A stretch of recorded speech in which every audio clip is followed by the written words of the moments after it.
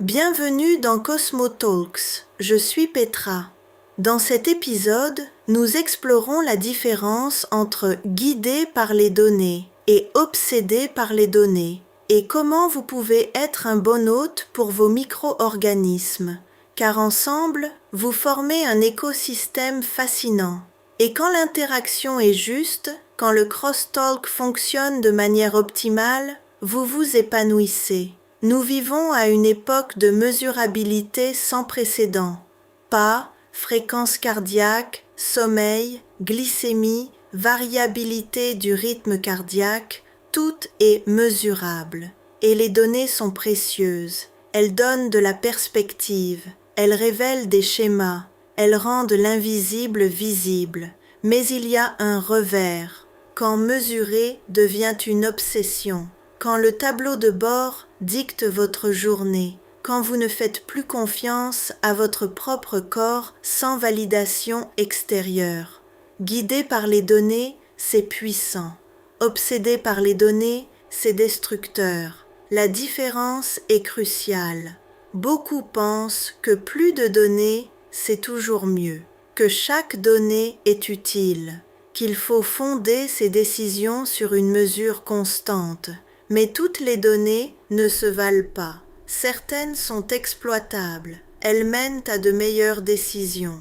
D'autres sont du bruit. Elles brouillent plus qu'elles n'éclairent. Et le coût psychologique d'une surveillance constante est sous-estimé. L'anxiété face aux variations normales. La vérification obsessionnelle. La perte de confiance en son corps. Votre corps envoie des signaux en permanence. Faim, fatigue, énergie, inconfort. Pendant des milliers d'années, les humains se sont fiés à ces signaux. Le suivi moderne est un complément à ces signaux, pas un remplacement. Quand vous ne pouvez plus lire vos propres signaux sans appareil, quelque chose s'est perdu. En 2023, The Lancet Digital Health a publié une analyse des effets psychologiques du suivi de santé. Les résultats étaient nuancés, un suivi modéré, périodique, visant des objectifs précis, améliorait les résultats de santé.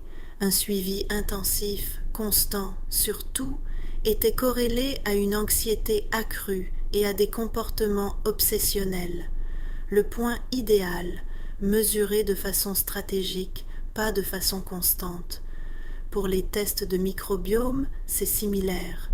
Une mesure de référence est précieuse, elle montre votre point de départ. Des mesures de suivi périodiques montrent les progrès. Mais analyser votre microbiome chaque mois est excessif, les changements sont trop petits pour être interprétés. La question n'est pas « puis-je mesurer ceci ?» La question est « cette mesure change-t-elle mes actions ?» Si une mesure ne mène pas à des choix différents, ce n'est pas de l'information, c'est du bruit.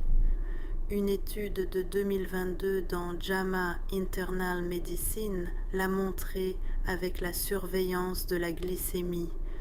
Chez les patients diabétiques sous insuline, la surveillance continue améliorait le contrôle. Chez les personnes en bonne santé sans diabète, la même surveillance n'apportait aucun bénéfice, seulement plus d'anxiété. Le contexte détermine si une donnée est utile ou nuisible. Chez Cosmo Group, nous avons appris à mesurer de façon stratégique, pas obsessionnelle. Nous avons vu des clients qui suivaient tout, chaque calorie, chaque pas, chaque phase de sommeil, chaque variation du rythme cardiaque. Leur tableau de bord était plein, leur vie était vide de spontanéité. Un consultant à la fin de la trentaine illustre cela. Il avait 3 objets connectés, 2 applications de suivi alimentaire, une surveillance continue de la glycémie, des tests de microbiome hebdomadaires. Ses données étaient excellentes, sa santé non. Le stress de la surveillance sapait ce que la surveillance tentait d'améliorer. Nous l'avons aidé à se désuivre, à ne mesurer que ce qui était exploitable, à laisser tomber le reste. Sa résistance initiale était forte. Et si je rate quelque chose, nous lui avons expliqué qu'il ratait des choses de toute façon, on ne peut jamais tout mesurer. La question est de savoir si l'on mesure les bonnes choses. Après 3 mois de mesures stratégiques, seulement la variabilité du rythme cardiaque et une analyse périodique du microbiome, ces résultats étaient meilleurs que jamais. Moins de données, meilleure santé. Le moment de déclic, la donnée est un outil, pas un but. Le but, c'est la santé, la vitalité, l'épanouissement. La donnée est utile dans la mesure où elle sert ce but. Quand la donnée sape le but par le stress, l'obsession, la perte de confiance en son corps, elle est devenue contre-productive. À chaque mesure, demandez-vous, est-ce que cela change mes actions? Est-ce que cela améliore mes résultats? Ou est-ce juste du bruit qui remplit mon tableau de bord? Mesurer de façon stratégique avec des questions claires et des conséquences claires. Ça, c'est être guidé par les données. Tout mesurer, vérifier sans cesse, s'angoisser des variations normales, ça, c'est être obsédé par les données. La différence n'est pas subtile. Choisissez le bon côté.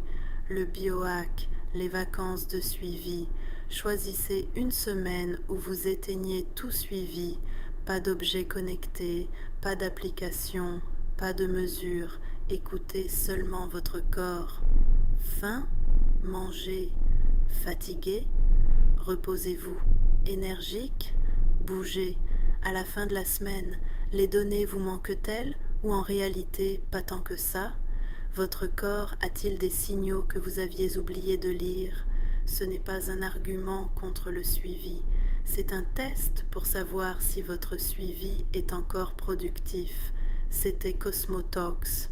Souvenez-vous, vous n'êtes pas une machine qui peut tomber en panne. Vous n'êtes pas un puzzle fait de pièces séparées et éparses.